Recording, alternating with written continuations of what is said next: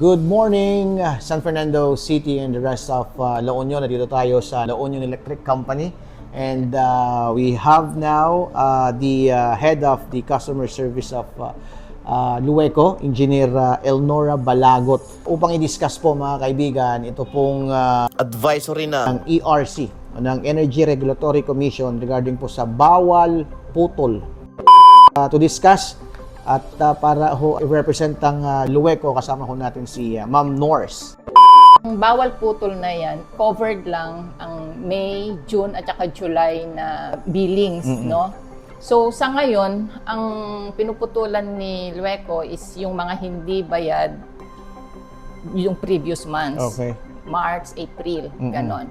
So pagdating ng May, ngayong billing period, so hindi na kami pwedeng magputol, no? Mag-disconnect sa May bill.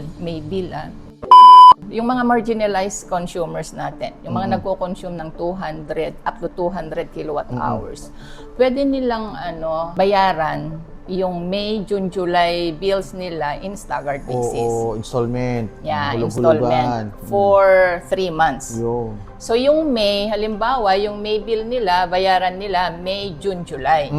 And then yung June, bayaran nila June, July, August. And then yung July bill, pwede nilang bayaran July, August, September. So, just to clarify, ma'am, yung mga hindi pa nakabayad ng April, may mga hindi pa nakabayad ng March, sila yung mapuputulan? Yes, sila yung pinuputulan namin sa ngayon. Sa ngayon? Okay. But yung billing ng May, June, July, pag hindi sila nagbayad, hindi namin pwedeng putulan. Okay. As per ERC Yes. advisory. But, sabi ni ERC, hindi ibig sabihin na hindi nila babayaran yung bill. So, magbabayad pa rin sila. And then, ini-encourage pa din ng ERC yung mga able naman na magbayad. Ganon. So, they have to pay as scheduled. Yung mga matatanggap na billings ng May, June, July, kung consumer ka ng Lueco na kumukonsumo ng 200 kilowatt pababa. Hours, yeah. Okay. Kilowatt hours pababa. Pababa. Yeah. Entitled kayo na magbayad ng staggered. Okay?